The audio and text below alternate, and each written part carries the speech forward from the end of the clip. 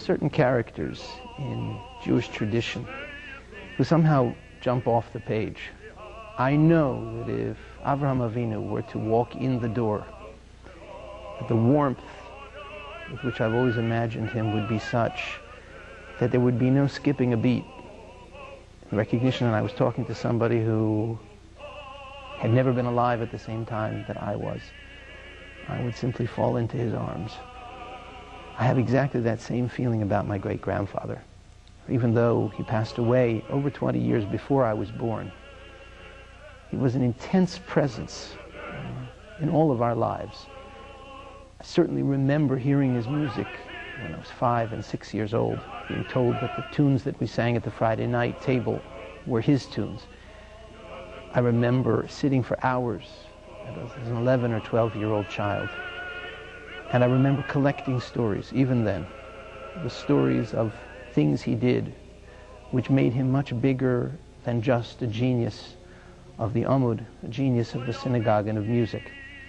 What was a little surprising was when I learned that he had this same kind of stature, this same kind of warmth, intensity of presence for other people who were not in my family. I remember the first time that I tried to find his grave on the Mount of Olives by myself, and I wandered among the cracked and cracking tombstones, just in circles.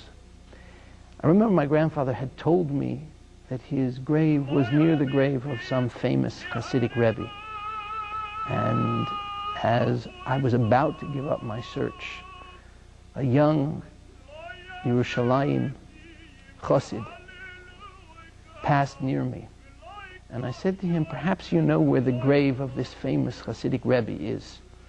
And he listened and shook his head. And then he asked me in Hebrew, "Who are you looking for?" And I said, "I'm looking for my great-grandfather, Chazan Yossele Rosenblatt." And he said, "I just came from there. Come, I'll take you." And this strange young man took me to my great-grandfather's kever. Even to this day, I go places and I'm still introduced as Yossele Rosenblatt's great-grandchild. How many people are still introduced by the name of their great-grandfather? He was born, you know, in 1882 in the heart of the Hasidic Ukraine, a place which was as warm and as provincial as one could hope to find. He was a child singer, and he sang in the courts of all of the great Hasidic Rebbes. And whereas I imagine him in the context of that world, I also see him in easy friendship with Enrico Caruso and Charlie Chaplin and the other superstars of the early days of the phonograph recording and the cinema. And somehow he managed to move through that world, to be at ease with all of these people, and first, never to have lost touch with the common Jews. He loved Jewish people. My great-grandfather had a chance to be in the movies. As a matter of fact, in the first talking movie, The Jazz Singer with Al Jolson, he was offered the unimaginable sum of $100,000 if he would play the part of the father, the cantor, in that movie. And he refused, because he didn't believe that the story brought honor to the work of the Chazan. All he agreed to was a brief appearance as himself in concert. And his is the voice that sends Al Jolson home to his own father. In that whole movie, the old cantor is certainly an antique. But you know what? So is the jazz singer, the eager kid dying to be an American. There's only one moment in that movie, 1 minute, which still seems as real and as vivid and as sincere as it was the day it was made. And those are the moments when that little man with the big beard stands and effortlessly makes the beautiful music that was his, the music that brought the jazz singer home. Undoubtedly the most popular chazan of his time, and perhaps the history of the cantorate for that matter, Yossele Rosenblatt was recognized as a great artist among the non-Jews as well. He could have had it all. And for him, the cantor's platform, the Amud, was still more remarkable than the opera stage or the vaudeville stage. And he maintained a kind of a purity. This purity made him really a hero to all the simple Jews in all of the poor little synagogues who would flock to hear him, who would stand in the streets if he was singing and the room was too crowded to listen to his voice through the window.